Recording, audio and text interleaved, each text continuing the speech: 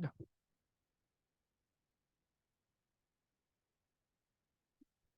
I mean, it's good that the assumptions are up.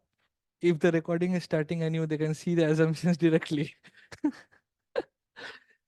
So if just to get back, so we just wanted to do some prerequisites, and I'll keep the prerequisites up on the board so that we can refer back to the time complexities whenever we need.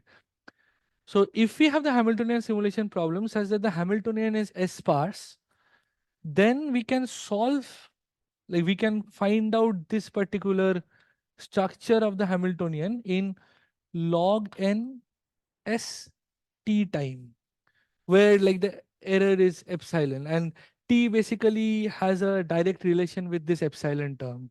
So epsilon term is hidden inside this t. So if you want to evolve the Hamiltonian for t, we have like this sort of a time complexity.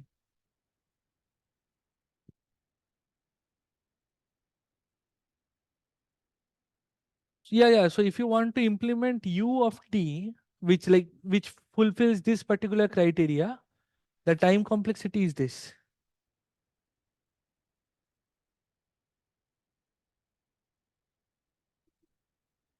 I want to find the unitary. That's the point of Hamiltonian simulation. Given the Hamiltonian, I want to form a unitary that has this particular property that mimics the state evolution of the Hamiltonian, right? So, mm, yeah, yeah.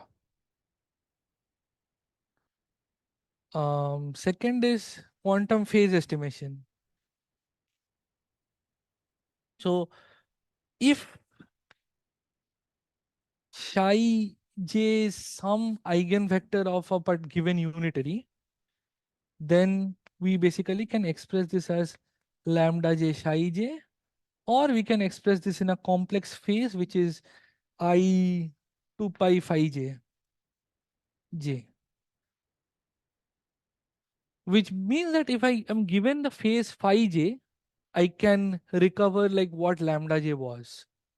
So the quantum phase estimation problem basically asks me to find a phi j tilde such that phi j tilde minus phi j is again at most epsilon error.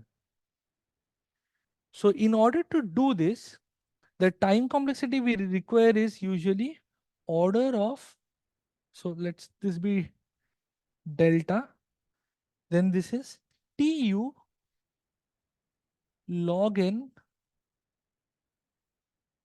by delta. So I'm not going into why this is, like, this should be apparent from your notes that you have done. So if the Hamiltonian time complexity, like simulation time complexity is this, you can easily find out that, hello? Yeah. You can actually find out that this time complexity follows from here, because you have to go on applying the Hamiltonian over and over again, where tu is the time complexity required to implement the unitary u. Right? Okay.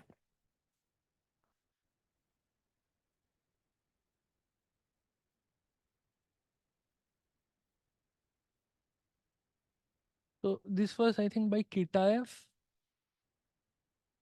92. This particular time comes from Low and Chuang in 2016.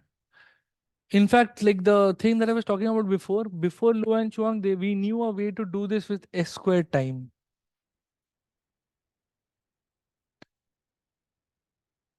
Kitaev 95. Sorry. Yeah.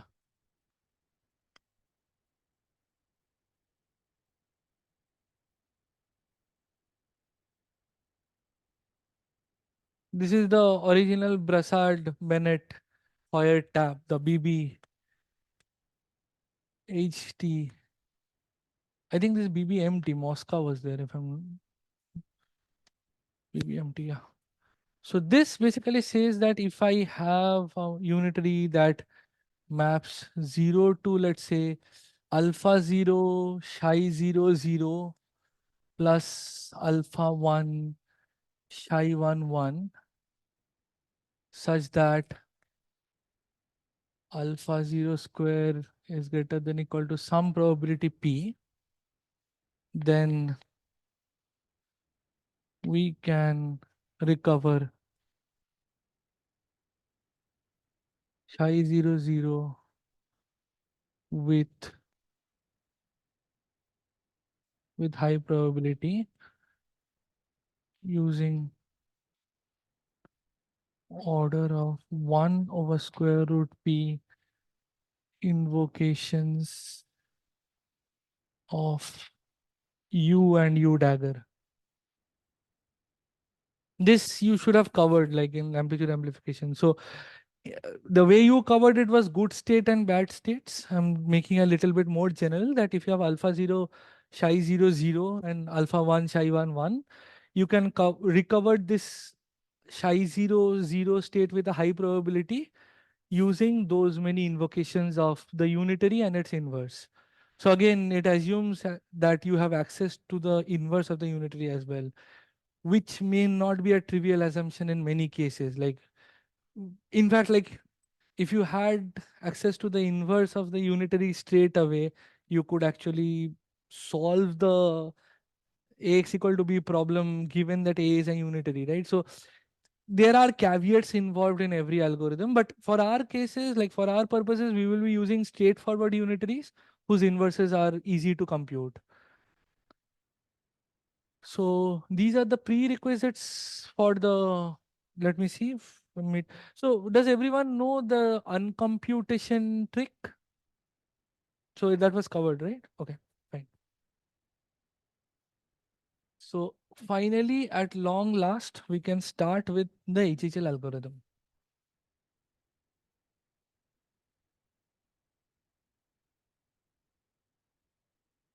Yes.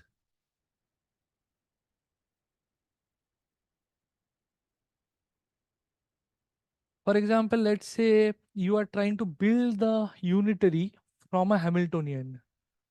So just having access to the unitary does not give you access to U dagger, right? You would again have to compute U dagger, which is not a trivial thing to do. So yeah, I mean, normally we assume that given access to U, we also have access to U dagger, but it's not a trivial assumption.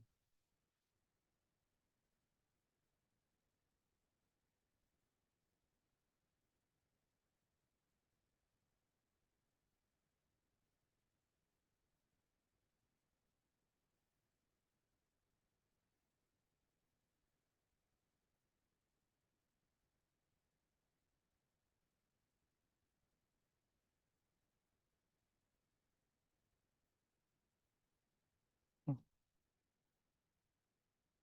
So what does it solve? We solve QLSP. So step one,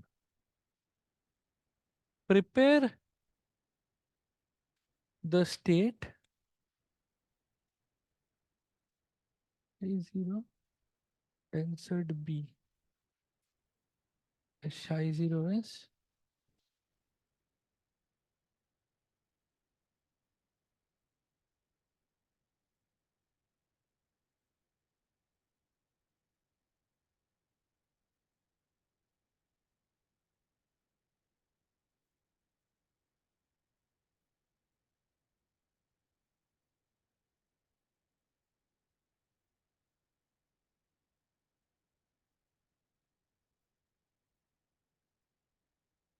So we are considering that instead of like now B is beta j uj, where uj is the eigenbasis of whatever operator we are trying to invert, whatever A that we are trying to invert. And the psi 0 state is this thing. So before you copy this down, like I'll tell you a way to simplify this immediately. So whatever is given in this amplitude, the sine amplitude that we have, is just there to cancel out the 2 over here. It's just a normalization term. So in fact, you can also think of this as an unnormalized tau equal to 0 t tau. You can think of it like this, We actually required this because this crops up in the analysis of the algorithm, and it would be better that you looked at it this in its original form. If I had started the thing with this, and then you had gone back and looked at the paper, you would be lost.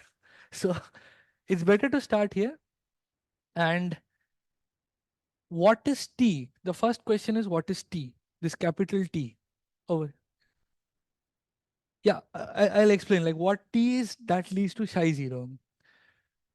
So essentially, what we are trying to do is, if you think about it, A inverse B, if A has a spectral decomposition, this basically amounts to computing the inverses of the eigenvalues, right? Which would mean that you would need to estimate the eigenvalues and then invert them. So essentially, what we need is a large quantum phase estimation algorithm. But now in quantum phase estimation, there was this small thing that people gloss over, that you need to know the accuracy to which you need to like run the quantum phase estimation algorithm. If you think about quantum phase estimation from the point of view of Hamiltonian simulation, right? So how many times do I need to implement the unitary UT? Then you would immediately understand that the quantum phase estimation algorithm is nothing but a Hamiltonian simulation algorithm run in like superposition. The T basically tells you the time that you need for the quantum phase estimation algorithm.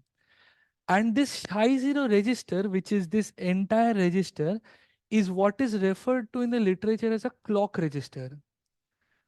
So just by setting T, in fact, I can tell you the time complexity of the algorithm right now. Whatever T is, T times the complexity of the amplification gives you the running time of the algorithm.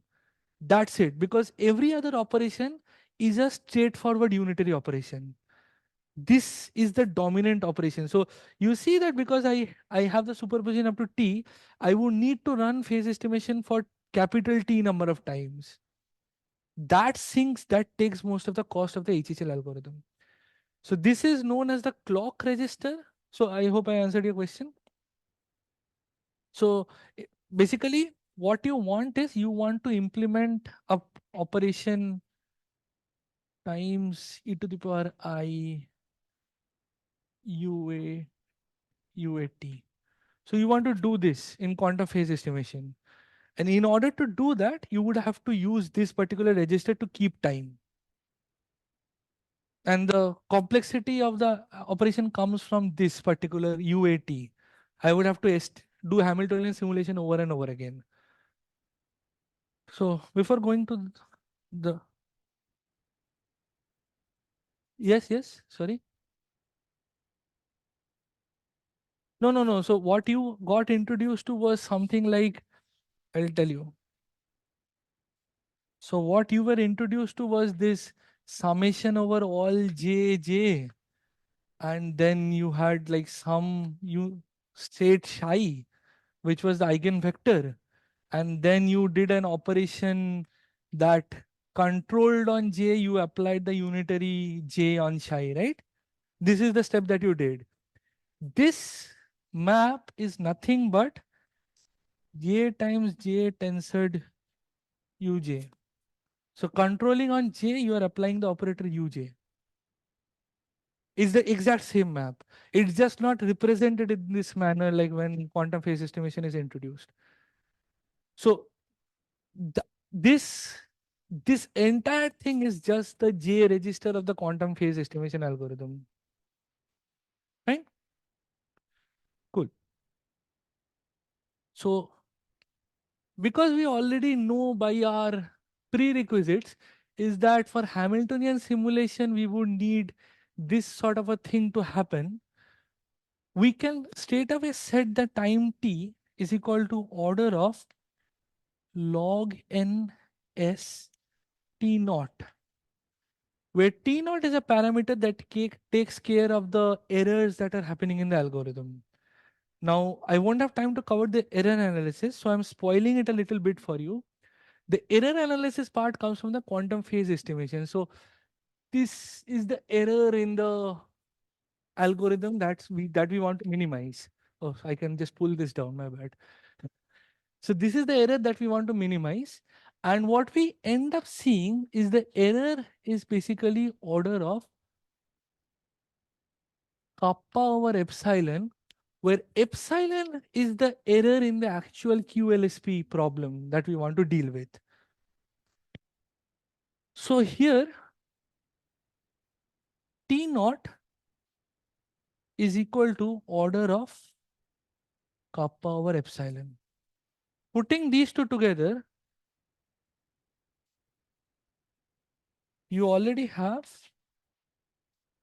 most of the terms that we need for the time complexity that we want to achieve. We are just missing a factor of kappa, and we have not even done anything yet. Okay. So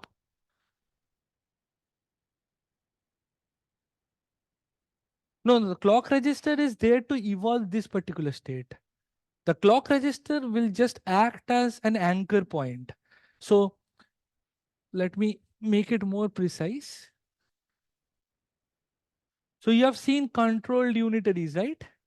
That you control on something and apply the unitary to the actual state.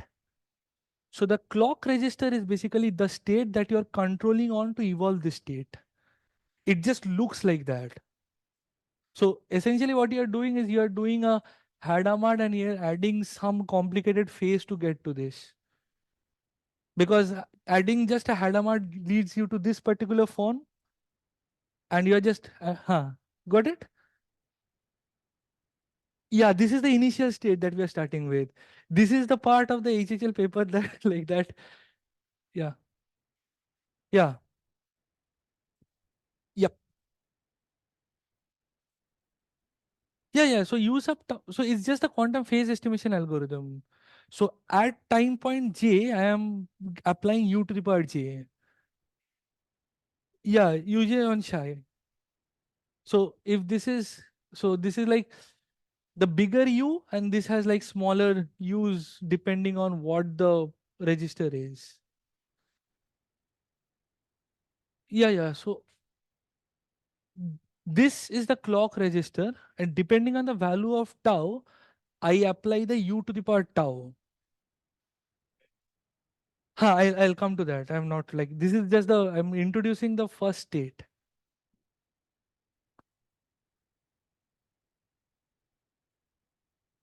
I just because I did the complexity analysis does not mean that the algorithm is over. Like there's a lot of stuff to go.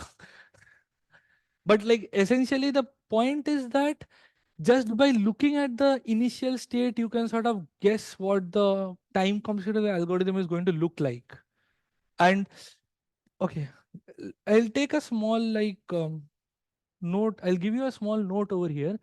Most of the quantum algorithms that are being developed nowadays are in this particular framework of Hamiltonian simulation, where you basically use this. So the earlier analysis that we used to do in quantum algorithms did not actually use this approach. They did it by hand. But you can already see how easy it is to analyze the algorithm if you express it in this Hamiltonian simulation framework. So Grover's algorithm, for example, you can just put t equal to 2m plus 1, the initial state, right? And you can, I think that was also covered, right? Yeah. So this is the power of actually like using Hamiltonian simulation framework for quantum algorithms. Like you put it into a very nice font, which may not look nice, but it's actually a nice font. And then like you can get the analysis straight away. Okay. Yeah. So the algorithm still has a lot of like inner working parts, but like this is the major thing that we are going for, the framework that we are going for. How much time do I have left?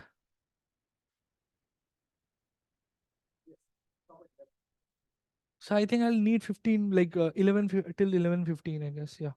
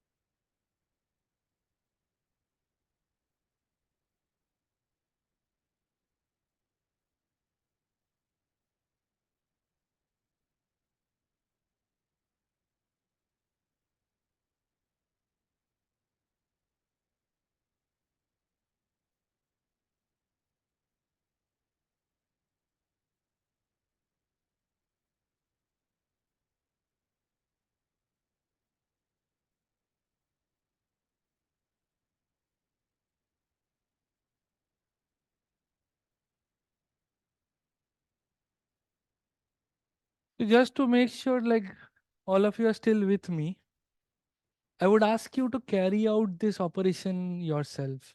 So I'm applying this particular operator onto the initial state, because like we have spent so much time discussing what the individual states mean. Just try to do the operation yourself. It shouldn't take more than like 5 minutes. Yeah, based on tau, I'm applying this particular operator, which is basically my u to the power tau, right?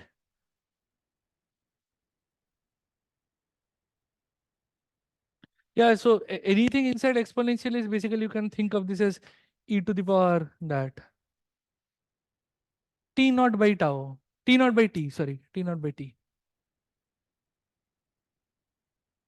So we are applying this operator to this particular starting state.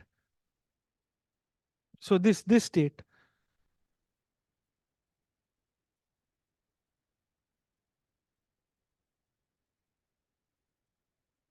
Yeah, yeah. So we diagonalize and those things. So yeah, yeah. No, we will consider the cost. Yeah, I have not given the like full thing. We will consider the cost, of course. That is considered. Yeah. I just wanted to give them a feel for like how to get the analysis done. So yeah. So should I give the answer? Yeah. Okay. So what we will do at first is we will rearrange this state a little bit so that like it looks better. Yeah. Oh, they said yes, yes. Okay, fine. Yeah, you can verify whether solution is working or not. So we will see that this part comes out.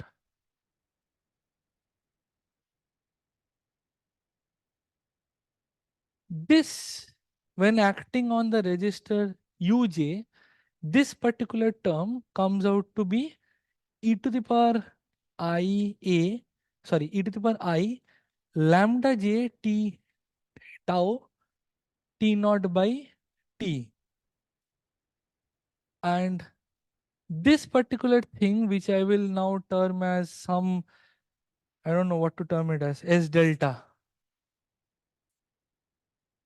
S tau, yeah, S tau, yeah.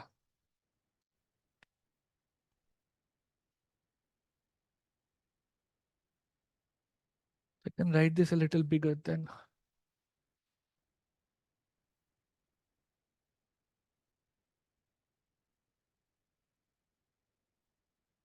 You can just verify whether this state that you have gotten is correct or not. This is a pretty straightforward thing to do.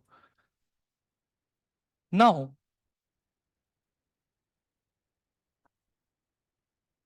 yeah, that's why the assumption is like needed over there. So I want to keep this, I want to remove that.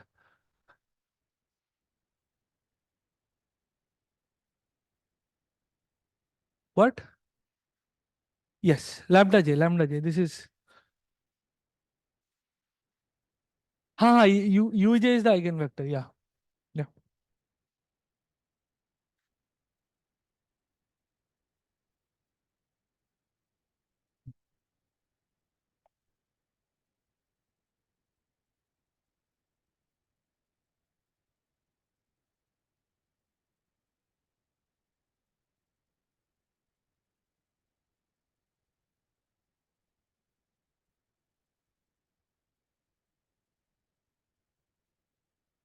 I think I can do this here only. Yeah, I want to waste space.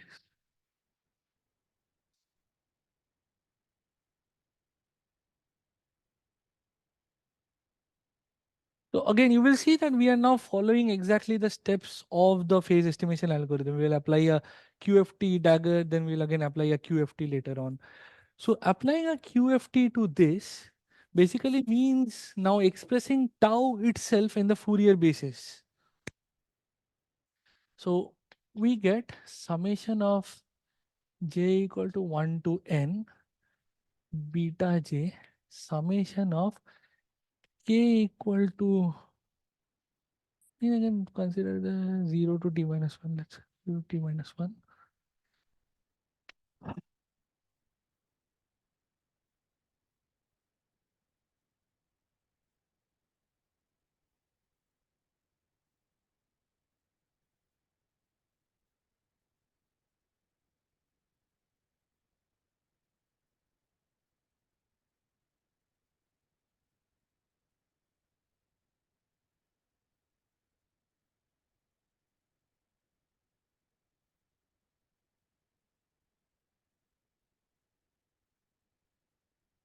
So I'm just applying QFT dagger to the tau register and I'm reordering the summations. And because I'm applying QFT dagger, this square root t is getting multiplied by another square root t, so it's going away. So this is the state that we have right now. Any doubts? Hmm? Fine. Now we can actually express this particular state as summation of j equal to 1 to n. So there was a mistake. Yes. Yes.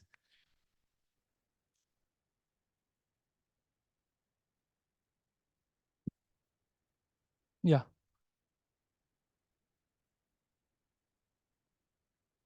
Summation of j equal to 1 to n beta j into summation of k equal to 1 to 0 to t minus 1.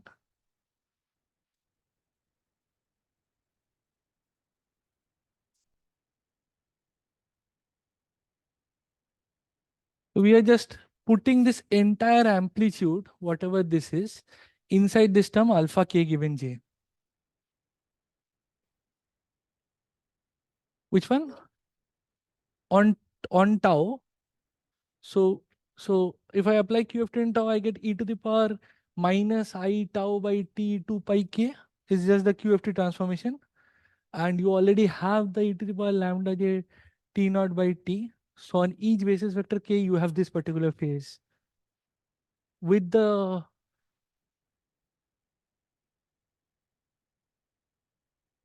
so I mean, you can think of it both ways. Like,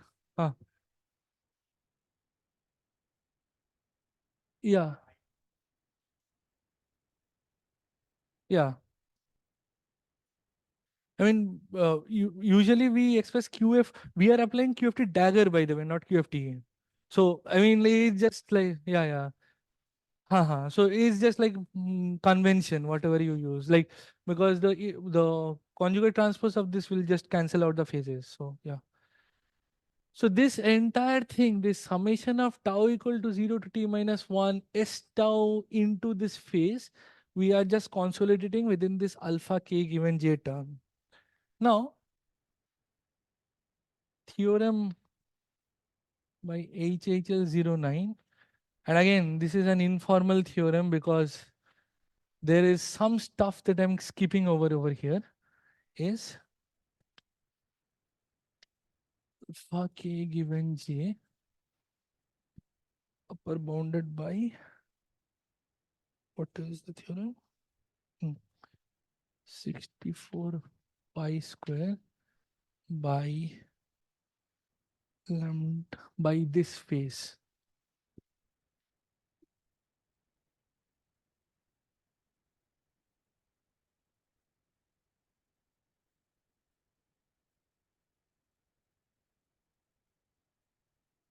So this is what HHL showed, that each of these amplitudes are upper bounded by this quantity.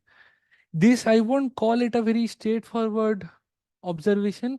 This actually requires some work in proving, but you can show it. Like, you can take this as a 1 week assignment and you can show this. It's not very hard to do as well. We won't use the theorem directly because we don't like need the theorem right now for our analysis. What we will require is an assumption, is an observation. If lambda j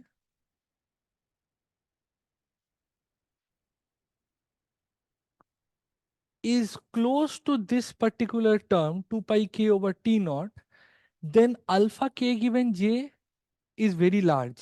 It's almost close to 1. I hope everyone can see this, right? And this is where we basically come to the crux of our observation. So, and I'm saying this in words, I'm not writing this on board. In the HHL algorithm, you actually don't deal with invertible matrices. You also don't deal with that particular well conditioned where, if you remember, we just talked about that a subset of the eigenvalues has is at least 1 over kappa, right? What HHL does is HHL sort of has three filter functions, which they basically use to filter out the subspace in which this occurs. And they invert this particular subspace. The other subspaces are not inverted. That is what HHL actually does. For the sake of a nice analysis, we will assume that this is what happens, that lambda j is close to 2 pi k over t naught for most of the eigenvalues. Okay. So let this be defined as lambda k naught. This particular term be defined as lambda k naught, which means that if alpha k given j equal to 1, then lambda j is equal to lambda k naught, or alpha k given j equal to 0. Sorry, the implication is otherwise around. Sorry, my word.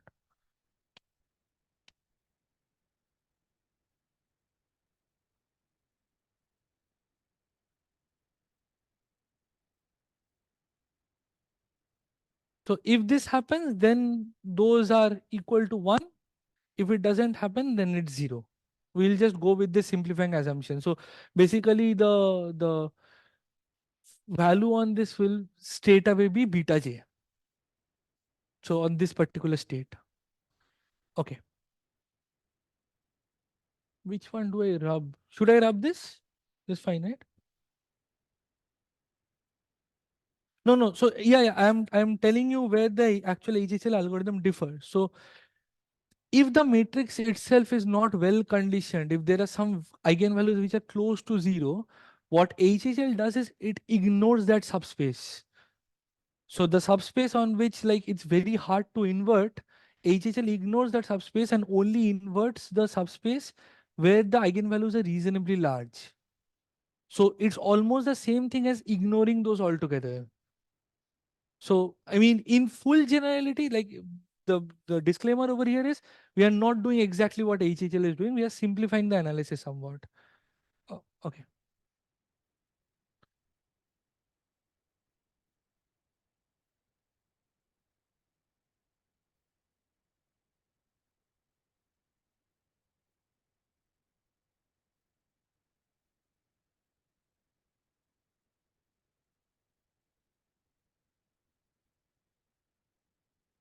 So we start with the state j equal to 1 to n beta j summation of k equal to 0 t minus 1 alpha of k given j k j.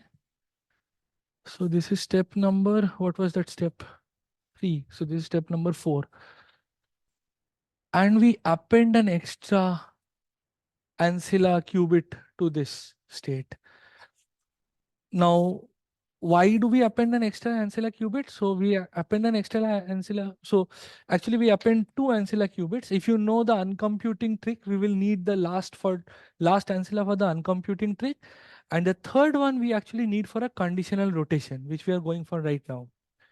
So we by arithmetic operations, we can actually take like this k, we can convert it into lambda k tilde because we know the values of k and 2 pi and t naught. We have already assumed that. So we know kappa beforehand, we know the desired accuracy what we want. So t naught is just kappa over epsilon. And we already know it's like what the values of k are. So we can simply go for a straight away transformation.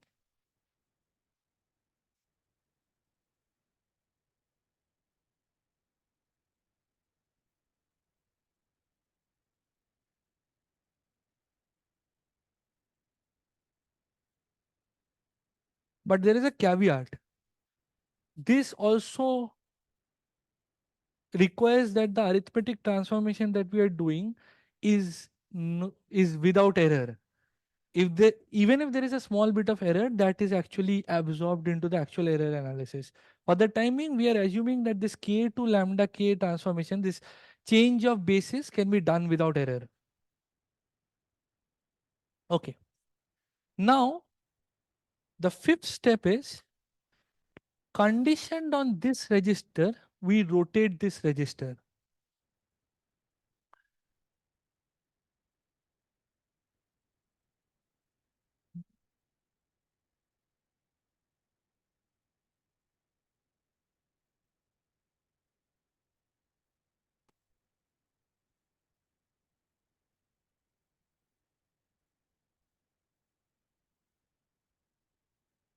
Yeah, yeah. So it's already k. So we know that, like, lambda k tilde is 2 pi k over t naught, right? So we can construct a unitary that maps every k to this 2 pi over t naught, right? It's just an arithmetic operation. If we can do this, then we can, so applying an unitary on a basis state is basically doing a change of basis. It changes nothing in the algorithm itself. So we are just doing a change of basis from k to lambda k tilde. The lambda k tilde values, that is just a change of basis. Yeah, yeah, yeah.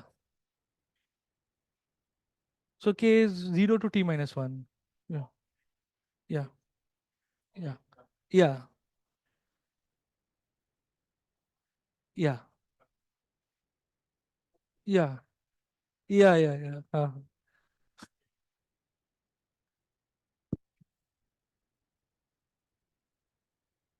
Yeah, yeah. I mean, yeah, yeah, yeah. Assuming that this is without error, like this entire thing is without error. Okay. So now that we have this value encoded in the register, now we can condition on this and rotate this register to obtain the following state.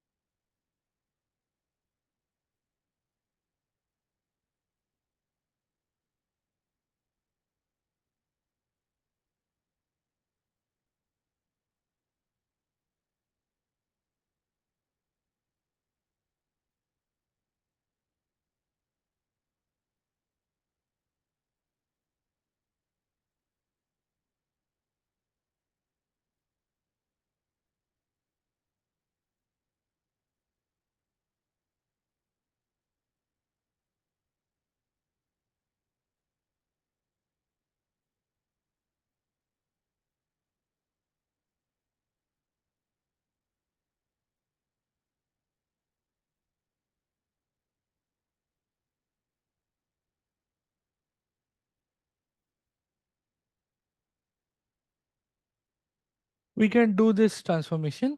Well, I'll tell you the value of the constant c in some time. So everyone familiar with conditional and rotations, right? Okay. So the value of c is order 1 over kappa.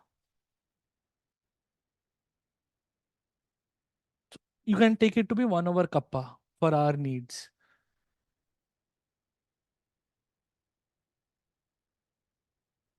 Now what we do is, can somebody recognize the next step? There are two steps now. Just two steps are remaining and we are done almost. So take a look at the board of prerequisites.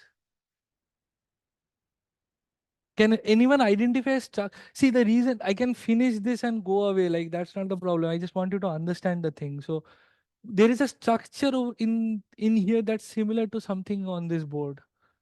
So we have used Hamiltonian simulation and quantum phase estimation. So what is left is amplitude amplification, right? So we exactly have this sort of a structure present here. And can someone identify which of the registers do we need, the 0 register or the 1 register?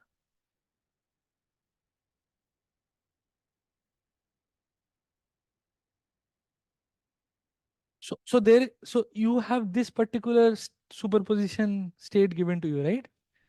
Now, in order to proceed forwards, we will have to use one of the primitives that we have already discussed. Which primitive do you think should we apply now? Amplitude amplification, right? But for amplitude amplification to work, we need to identify a good state and a bad state. Which is the good state over here? So now the question is why zero? That's the first question. It looks like it should be zero. So the answer is pretty.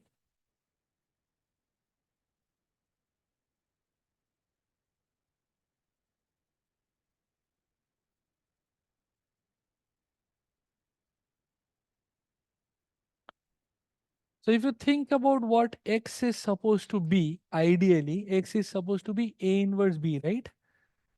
So that means this should be ideally something like summation over j equal to 1 to n beta j by lambda j uj. That's the state we should be ideally aiming for, given that the states are normalized. So we already assumed that this particular state is normalized. That is the state that we are aiming for, right? Because this essentially boils down to 1 over lambda j. Yes? So this is the state that we are aiming for. This is the state that pops out in this particular area. One more thing to note is that we already talked about the condition that if lambda j is equal to lambda k tilde, then alpha k given j has an amplitude. Otherwise, it's zero. So, using that not so subtle assumption, we can just set lambda k given j to 1 and lambda k tilde to lambda j, and the other things just vanish. So, in order to like make it like more coherent, I'm just removing lambda k and just replacing lambda k tildes by lambda j's over here.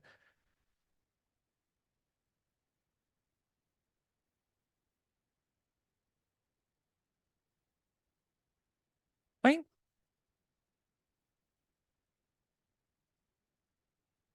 So lambda j, if lambda j equal to lambda k tilde, then lambda k given j equal to 1, which is what we assumed. Otherwise, lambda k given j is 0. Sorry, alpha k given j is 0. Now, earlier we had this superposition of alpha k given j, lambda k tilde, c lambda k tilde, and so on and so forth, right? Now, do we really care about the cases where alpha k given j is 0? We don't care about those cases. What happens to the others? Wherever alpha k given j is 1, that's the promise that I'm giving, right? It just becomes lambda j. So therefore, that's the reason we need to select this as the good state. If we manage to amplify this state to a large enough amplitude, so which depends on the value of c now, then we are straight away in the end zone, right? Because beta j divided by lambda j already gives us the value of, wait, I forgot to put uj over here. Hmm. So we are already in the end zone, right?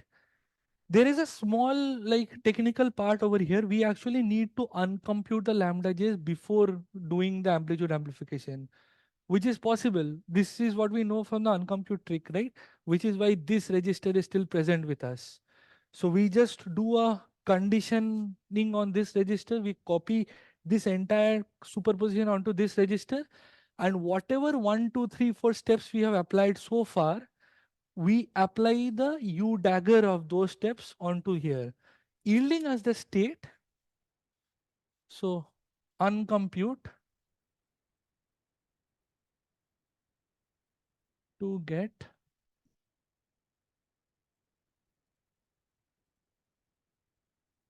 So uncompute also involves like taking the QFT now, the inverse of the QFT dagger, and all the steps we are taking on like inverse of all the unitaries that we have so far. And we are left with beta j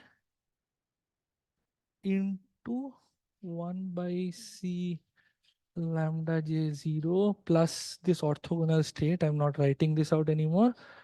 Uj. This is what we are left with. Now we do amplitude amplification. Amp to get x with some, so summation of square root of c square beta j square by lambda j square comes out in the normalization. So up to global phase. You can take this last step as a homework and just try to see what the phase is in front. So basically, if we amplify this large enough to remove the C, then we get beta j by lambda j uj, and there is a phase outside. So that's basically what our x tilde is. Fine. And this is the end of the algorithm. Now we'll do a very fast complexity analysis, which we have already seen in part, right? We are applying t steps.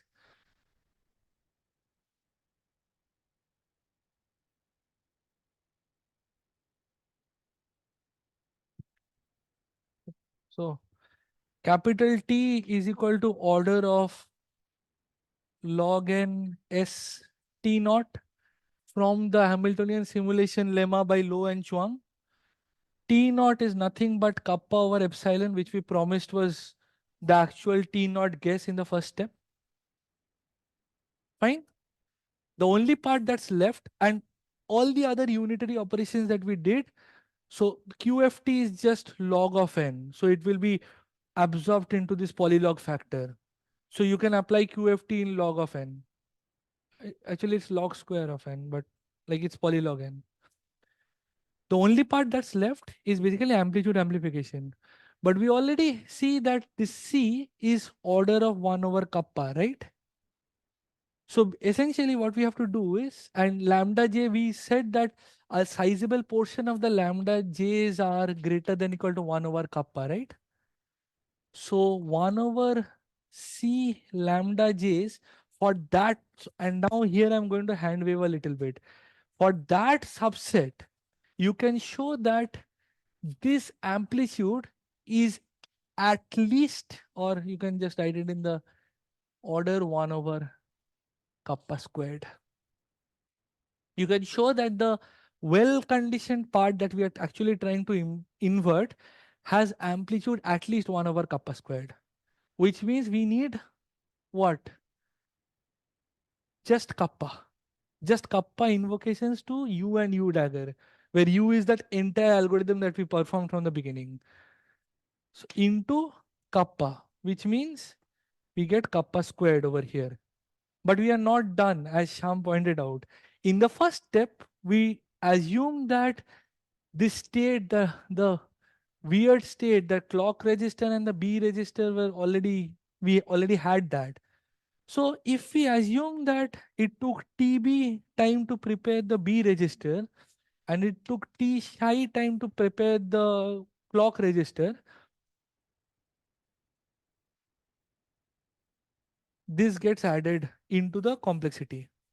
So it basically becomes this. However, this you can show that T psi is not a very complicated state to make, right? It's just applying a Hadamard and some phase. So I can remove this. TB is the actual hard part, so you can't remove this. But many analyses don't like consider TB, but for the sake of completeness, we'll consider TB. So thus you have a quantum algorithm to solve the QLSP problem with a very nice runtime. All things, all the 7 assumptions considered. Any questions? This is like quite a dense algorithm. Like if you see the paper, like it's actually difficult to parse. Like the number one reason is this was submitted to PRL, and they have this weird habit of pushing everything within a short page limit, and there's like a lot of concepts to cover. So you can try having a look at the paper. If you are stuck anywhere, you feel free to email me. Yeah, yeah, yeah. We use as you Oracle access in the step, in the second step where we are applying e to the power IA. Yeah, yeah, yeah, yeah. So in the Hamiltonian simulation, right? So if you don't have Oracle access to A, you can't apply that unitary e to the power IA tau t. If you are still unsatisfied, in the second session, we will actually go into like what happens, like why do we need the Oracle access? Maybe I will not be able to satisfy you today because that's a huge topic, but the part that we require that assumption for is this applying the second operator, that Hamiltonian simulation step. That's where we need the Oracle access because yeah, y- yeah, yeah, yeah, yeah, yeah, yeah. No, not only that, we also need the sparse Oracle access. Yeah, yeah, yeah, yeah, yeah, yeah. Yeah, so I'll like this is what I'll start the second part with. So what you are doing is you are taking these two oracles that you have, and you are sort of encoding this matrix as a part of another unitary. So essentially what you will be applying is not e to the power iat, you will be applying some e to the power ia tilde t, which is efficient to prepare. So once you have that ia tilde, in one step you can implement e to the power ia tilde t. Yeah. Huh. Yeah.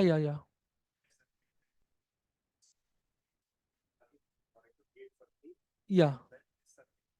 Yep. Yep. Yep. Yes. That's all. As I'm saying, like, yeah, only one. So the A is not a construct that's given to you, right? Only the two oracle accesses are given to you. No, so you need one query to each of those two oracle accesses to implement e to the power IAT. That's the. In fact, you can do even more general stuff with just one query. Yeah. One query. Yeah. So, like, I'll give you the idea. So it's basically like you are taking a gram matrix and you are doing a block encoding of the gram matrix. So to construct the gram matrix, you need like one query to that sparse oracle and one query to the oracle entry matrix. Once you have that, you can implement in like one step. But I'll discuss that in the second session. Yeah. So like one more thing, like I'll just finish this off. So we saw a quantum algorithm right now, so which solved a particularly hard problem. The second session will actually deal with this, how to design quantum algorithms. So you have already seen a few primitives that were given to us. So the second session will actually talk about these, like, for example, how do I even get the idea that I have to apply Hamiltonian simulation to some problem, right? So these kind of, I mean, Sham is already talking about quantum walk frameworks, right? So that's another very good framework of designing quantum algorithms. I'll be talking about about things that are a little more rudimentary. So I'll be going back to the basics in the next lecture. So if you're interested, just like hang around. But yeah, thank you.